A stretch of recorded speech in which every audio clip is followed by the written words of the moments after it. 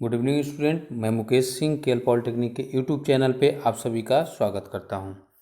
ये जो लेक्चर जो है BEE basic of electrical and electronics engineering and analog electronics CS second sem and electrical second sem दोनों के लिए है, क्योंकि दोनों में ही ये चैप्टर कॉमन है। तो हम यहाँ पे कल तक जो हमने आपसे डिस्कस किया था क्या कि लीकेज करंट क्या होता है ट्रांजिस्टर में, और हमने एक छोटा सा ओवरव्यू दिया था क्या कि ट्रांजिस्टर कॉन्फ़िगरेशन मतलब ट्रांजिस्टर का संयोजन या बंद किस तरीके से बना सकते हैं। तो हमने आपको बताया था कि उसमें क्या होता है, common base, common emitter and common collector. आज बारी बारी से इन तीनों को पढ़ेंगे। तो पहली हेडिंग हमारी क्या है, कॉमन बेस बंद, कॉमन बेस बंद। ठीक है, तो कॉमन बेस बंद में मतलब क्या है कि हम क्या करेंगे, बेस को कॉमन करेंगे और एक तरफ इमीटर को लेंगे और आउटपुट टर्मिनल पे क्या लेंगे, इनपुट टर्मिनल पे इमीटर और आउटपुट टर्मिनल पे कलेक्टर। हमने देखिए बेटा, इसमें है क्या ना एक्चुअल में कि आपको मैं ऐसे भी बताया जा सकता है और ऐसे भी बताया जा सकता है। हम ये डायग्राम लेके चलते हैं। क्यों लेके चलते हैं कि आगे जो भी पढ़ना है, इनपुट एंड आउटपुट कैरेक्टरिस्टिक्स सारे इसी डायग्राम को लेके हम लोग चलते हैं, क्योंकि इसको लेके चलेंगे तो थोड़ा सा कॉम्प्लिकेटेड हो जाता है।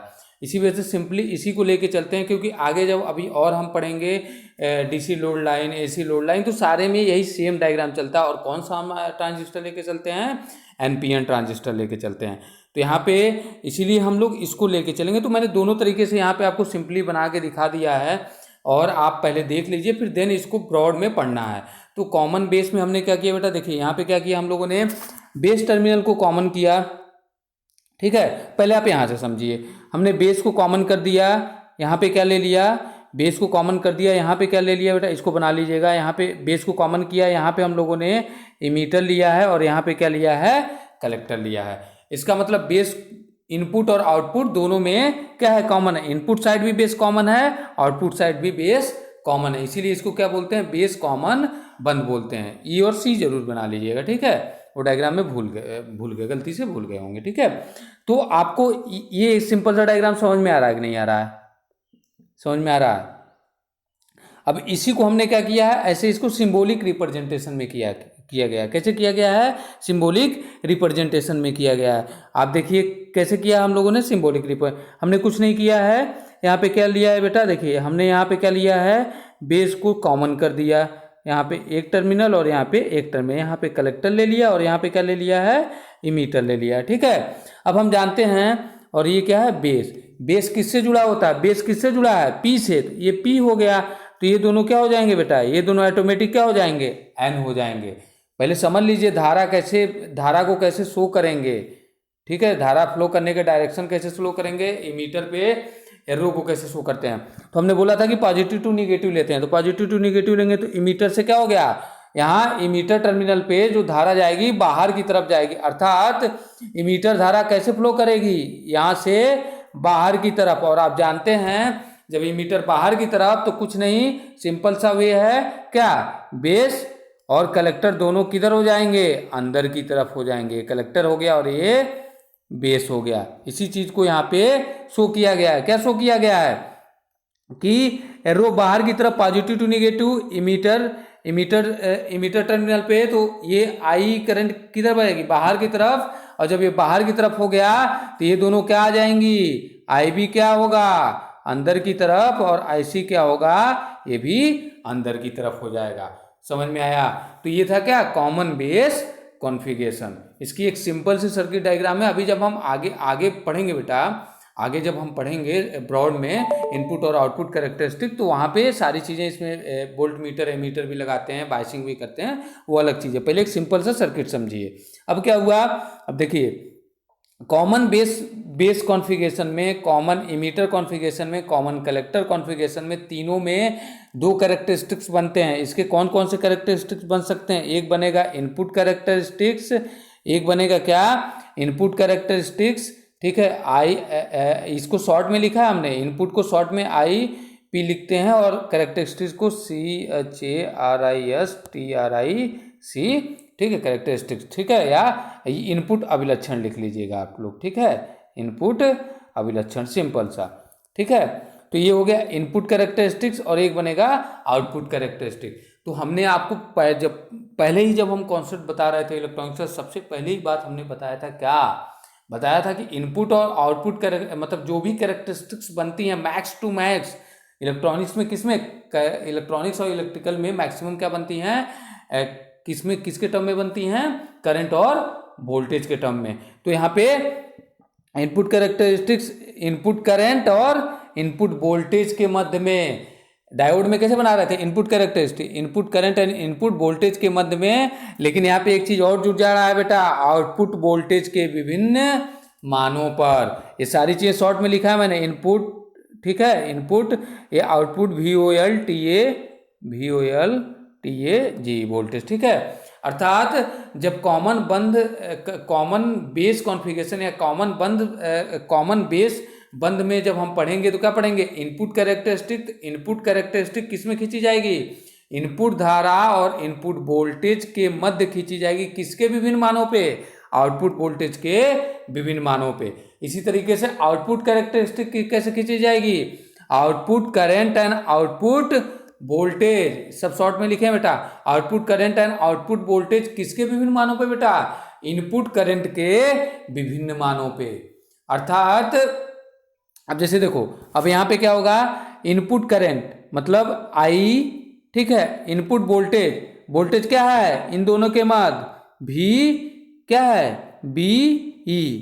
तो इनपुट कैरेक्टरिस्टिक किसके मध्य खींचा जाएगा, इनपुट कैरेक्टरिस्टिक किसके मध्य खींचा जाएगा, यहाँ से देखिए, यहाँ इनपुट करंट क्या है I, इनपुट वोल्टेज क्या है, इस दोनों के मध्य वोल्टेज क्या होगा, VEB या VBE, किसके विभिन्न मानों पे, आउटपुट वोल्टेज के, आउटपुट वोल्टेज क्या है, C और B के मध्य, तो क्या होगा, CB के मध्य। तो इनपुट कैरेक्टरिस्टिक किसके मध्य खींचा जाएगा, इनपुट करंट इनपुट वोल्टेज और किसके विभिन्न मानों पे, आउटपुट वोल्टेज के विभिन्न मानों पे। कैसे खींचा जाएगा वो बात की बात है, बस अभी यहाँ ये जानिए। इसी तरह आउटपुट कैरेक्टरिस्टिक की बात किया जाएगा तो आउटपुट कैरेक्टरिस्टिक किसके मध्य खींचा जाएगा, आउटपुट करंट क्या है, IC, आउटपुट वोल्टेज क्या है बेटा, आउटपुट वोल्टेज क्या है VCB, किसके विभिन्न मानों पे, इनपुट करंट के विभिन्न मानों पे, I के विभिन्न मानों पे। कैसे खींचा जाएगा वो बात की बात है, ठीक है। ये इतना कॉन्सेप्ट समझ में आया, क्लियर हुआ, ठीक है। अब देखिए एक टर्म्स और जान लीजिए, क्या होता है कि इसमें गेन होता है, गेन, ठीक है। तो कॉमन बेस में गेन को अल्फा से डिनोट करते हैं, कॉमन बेस हो गया कॉमन इमीटर में किससे, अल्फा और बीटा और गामा से डिनोट किया जाता है। कॉमन बेस की बात किया जाएगा तो अल्फा से, कॉमन इमीटर की बात किया जाएगा तो किससे बीटा से, और कॉमन कलेक्टर की बात किया जाएगा तो गामा से डिनोट किया जाता है, ठीक है।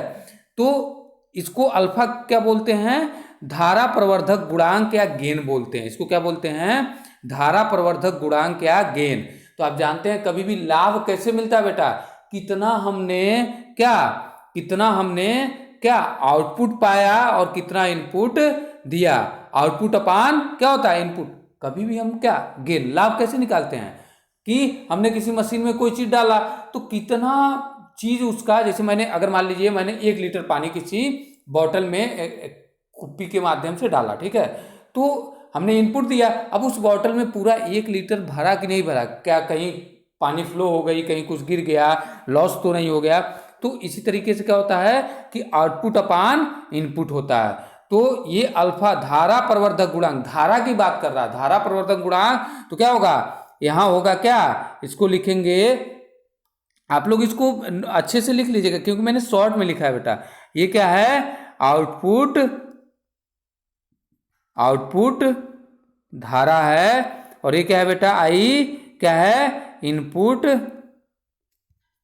इनपुट धारा है। तो ठीक है, अभी आगे इसका परिभाषा अच्छे से भी लिखाया गया है, तो ये सिंपली मैं बता रहा हूँ, ये जानना जरूरी है आपको। तो क्या हुआ कि क्या होगा, अब यहाँ देखो, अब धारा प्रवर्धक गुणांक अल्फा क्या होगा, गेन क्या होगा, आउटपुट करंट, इस डिजाइन में आउटपुट करंट क्या है, IC अपान, ठीक है, क्या इनपुट करंट क्या है, I collector current and emitter current. तो क्या हुआ कि इसमें धारा प्रवर्धक गुणांक गेन को क्या लिखते हैं, अल्फा बराबर IC अपान I, जिसे आपको यहाँ पे शो किया गया है। ठीक है, किसी कोई दिक्कत, कोई भी टर्मिनोलॉजी ना समझ में आएगी पूछ लीजिएगा, यहाँ पे हम आपको बता भी दे रहे हैं, कमेंट कर लीजिएगा, हम बता देंगे उसको। ठीक है, यहाँ से सिंपल है, समझ में आ गया।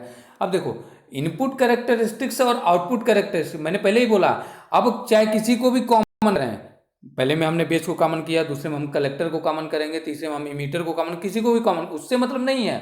लेकिन ये जो कैरेक्टरिस्टिक्स हैं ये फिक्स हैं। क्या? Input current and input characteristic किसके मध्य खींचा जाएगा? Input current and input voltage के मध्य किसके विभिन्न मानों पे?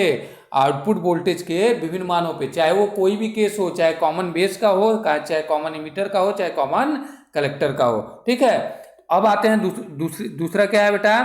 Common emitter. अब हमने क्या किया, हम लोग इमीटर टर्मिनल को क्या करेंगे? कॉमन करेंगे। इमीटर टर्मिनल को क्या करेंगे? कॉमन करेंगे। बहुत सिंपल सा डायग्राम है, देखिए क्या किया हमने। देखो हमने लिया एनपीएन ट्रांजिस्टर, हम लेके पढ़ ही रहे हैं, यहाँ पे हमने इमीटर को कॉमन कर दिया, कलेक्टर क्या ले लिया? आउटपुट पे, और बेस क्या ले लिया? यहाँ पे इनपुट पे। तो क्या करेंगे यहाँ पे, ये क्या करेंगे? बेस और इमीटर टर्मिनल के मध्य इनपुट देंगे, और कलेक्टर और इमीटर टर्मिनल के मध्य हम क्या देंगे? आउटपुट देंगे। समझ में आ रहा है?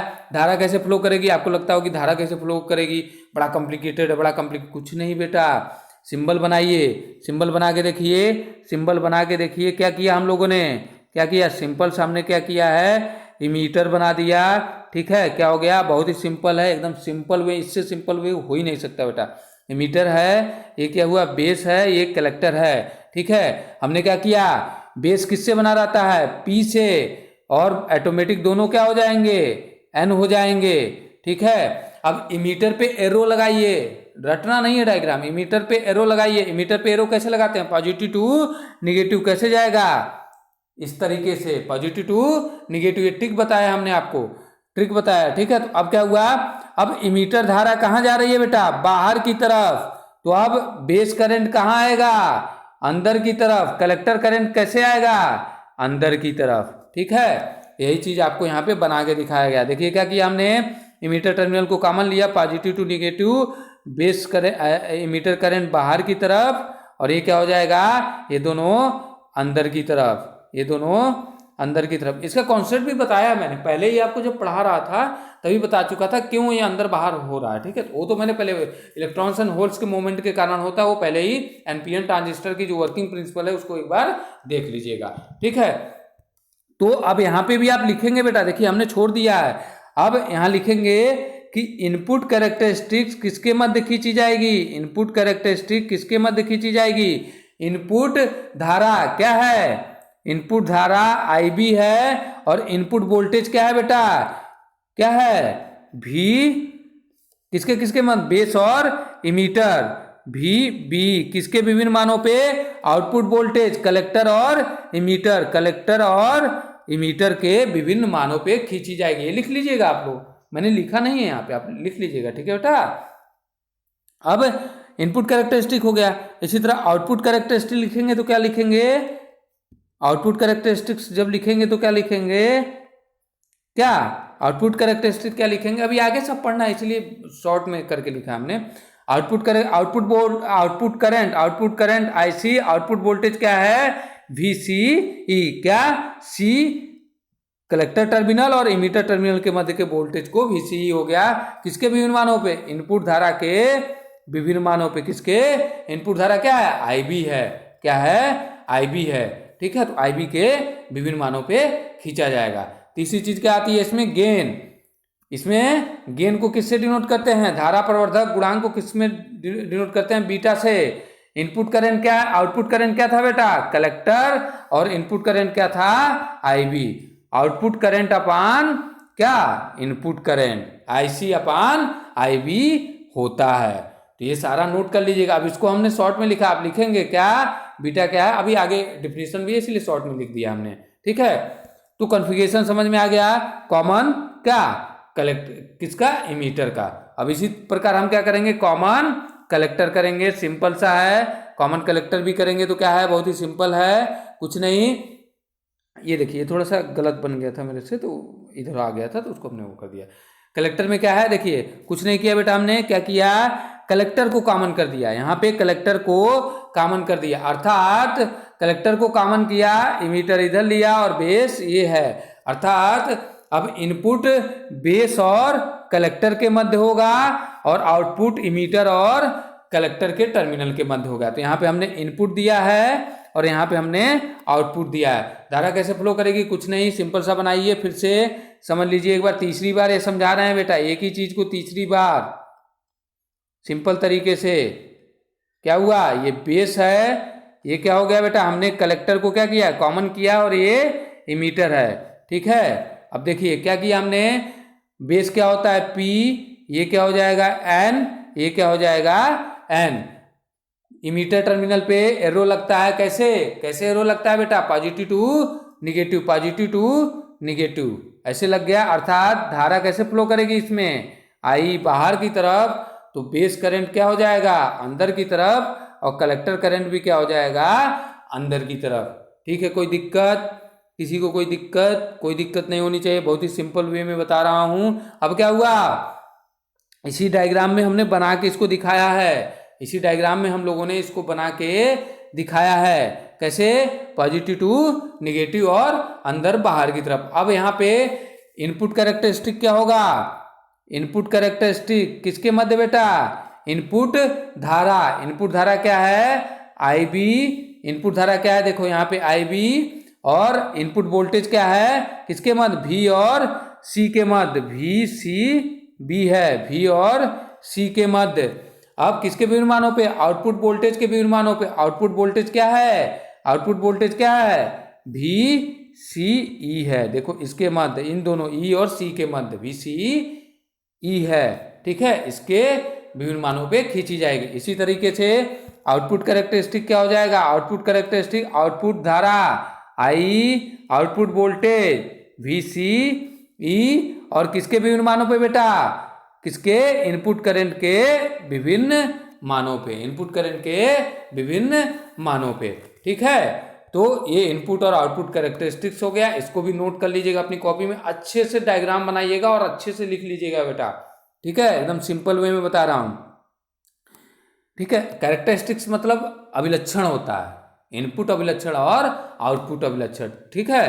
अब क्या हुआ, गेन, अब इसमें जो गेन, धारा प्रवर्धक गुणांक, किस केस में, कॉमन कलेक्टर के केस में उसको गामा से डिनोट करते हैं, ऐसे बनता है गामा, थोड़ा सा ऐसे, ठीक है, गामा से डिनोट करते हैं, तो क्या होगा, आउटपुट करंट, आउटपुट करंट क्या है I, output current upon input current, input current क्या है IB, तो I अपान IB, ठीक है। तो ये हो गया इन तीनों का कॉन्फ़िगरेशन, आपको दोनों तरीके से मैंने समझाया, ठीक है, अपनी कॉपी पे नोट कीजिएगा, एग्जाम में ये आने के बहुत मतलब ये नहीं आता है, इसके जो आगे अभी जो पढ़ते हैं ये तो बेस है ना बेटा, ये बेस बनाया जा रहा है इनपुट और आउटपुट कैरेक्टरिस्टिक्स को पढ़ने के लिए, ठीक है। अल्फा बीटा गामा आपको तीनों बता दिया गया।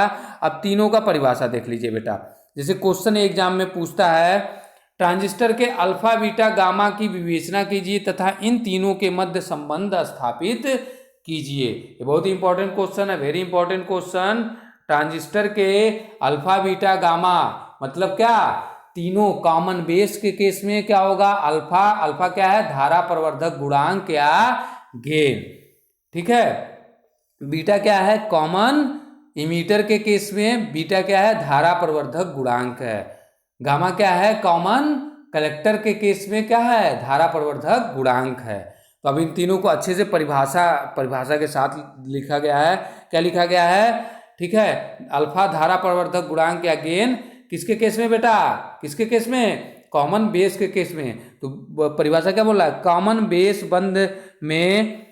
बेस बंद में आउटपुट धारा IC तथा इनपुट धारा I के अनुपात को क्या बोलते हैं, धारा प्रवर्धक गुणांक कहते हैं, जिसे अल्फा से डिनोट करते हैं। अल्फा बराबर क्या होगा, IC अपान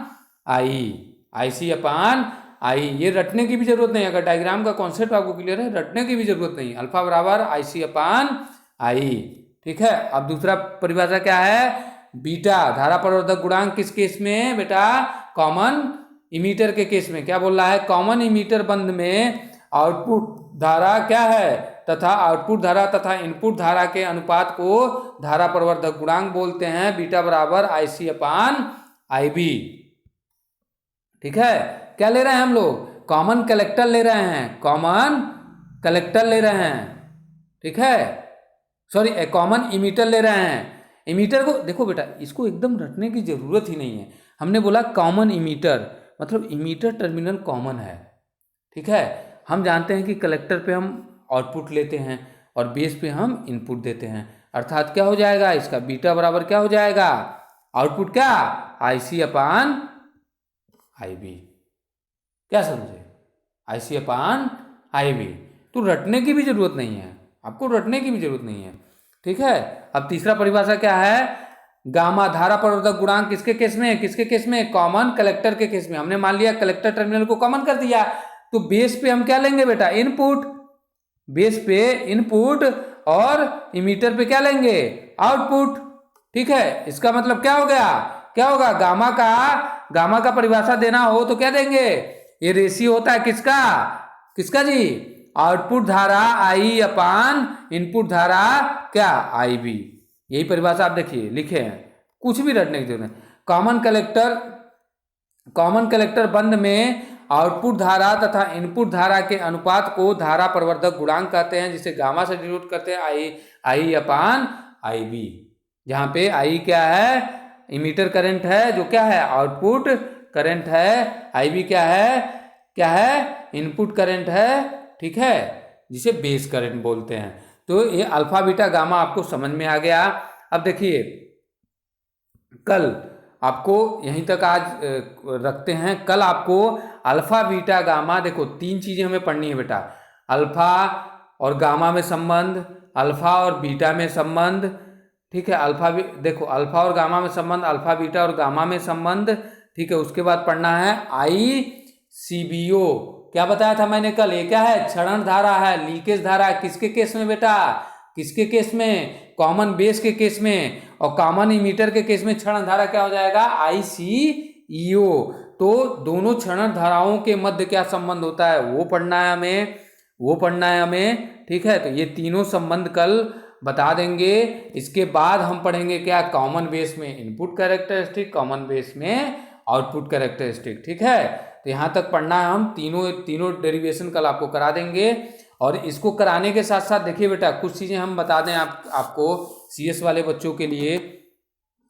इलेक्ट्रॉनिक्स जैसे ही यहाँ पे ख़त्म होगा, जैसे ही ये इलेक्ट्रॉनिक्स आपका ख़त्म होगा, common base, common emitter, common collector का कैरेक्टरिस्टिक्स, आपकी पूरी इलेक्ट्रॉनिक्स समाप्त हो जाएगी।